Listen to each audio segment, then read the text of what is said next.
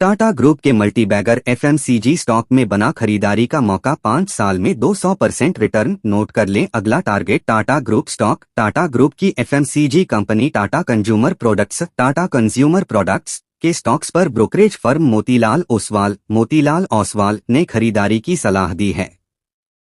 Company ने FY23 की सालाना रिपोर्ट जारी की है। इसमें मैनेजमेंट का फोकस पूरी तरह एक एफएमसीजी प्लेयर बनने पर है। कंपनी पोर्टफोलियोज एक्सपेंशन के साथ साथ नए अवसरों को तलाश रही है। टाटा ग्रुप का यह शेयर लंबी अवधि में निवेशकों के लिए मल्टीबैगर रहा है। बीते 5 साल का ही रिटर्न देखें तो यह करीब 200% रहा है। टाटा कंज्यूमर 910 का टारगेट। घरेलू ब्रोकरेज फर्म मोतीलाल ओसवाल ने टाटा कंज्यूमर प्रोडक्ट्स पर 910 रुपये के लक्ष्य के साथ खरीदारी की सलाह बनाए रखी है। 24 मई 2023 को शेयर का भाव 771 रुपये पर था।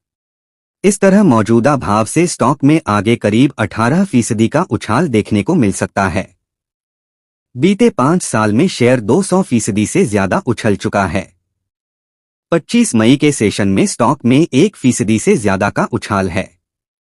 BSE 100 में शामिल इस स्टॉक का मार्केट कैप 72,360.72 करोड़ रुपए है। ब्रोकरेज हाउस का कहना है कि टाटा कंज्यूमर ग्रोथ को लेकर 2 अप्रोच पर काम कर रही है।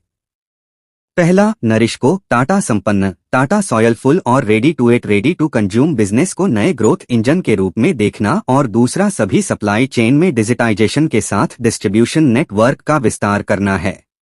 ब्रोकरेज का मानना है कि FY23-25 के दौरान रेवेन्यू बटा एबिटडा पैट 9%, 15%, 24% केगर रह सकती है। इस तरह ब्रोकरेज ने SOTP आधारित टारगेट 910 रुपये रखा है। खरीदारी की रेटिंग बनाए रखी है। टाटा कंज्यूमर क्या है रिपोर्ट के मायने।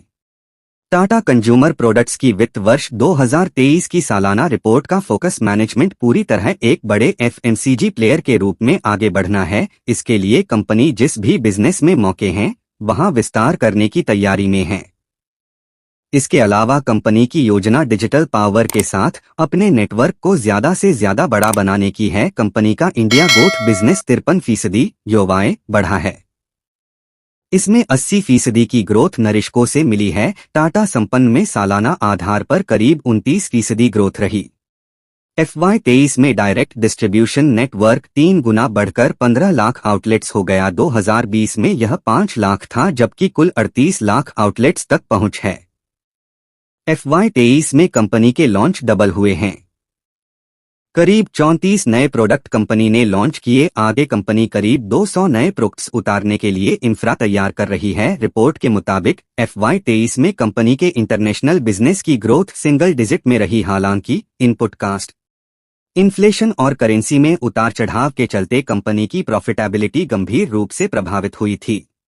टाटा कंज्यूमर ने करेक्टिव प्राइस एक्शन लिया और स्ट्रक्चरल कास्ट सेविंग बदलाव लागू किए हैं, जिसके चलते मार्जिन में सुधार हुआ है।